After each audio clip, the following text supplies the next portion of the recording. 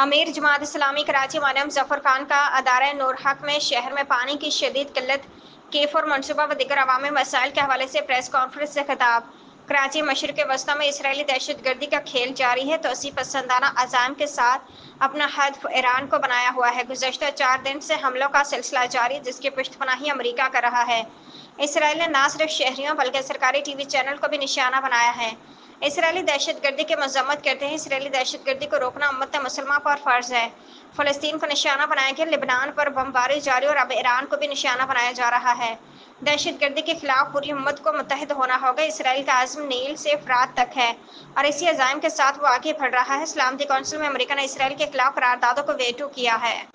اقوام متحدہ کا قیام 1945 میں عمل میں آیا تھا، جس کا مقصد جنگوں کا خاتمہ اور مظلوموں کی داد رسی کرنا تھا۔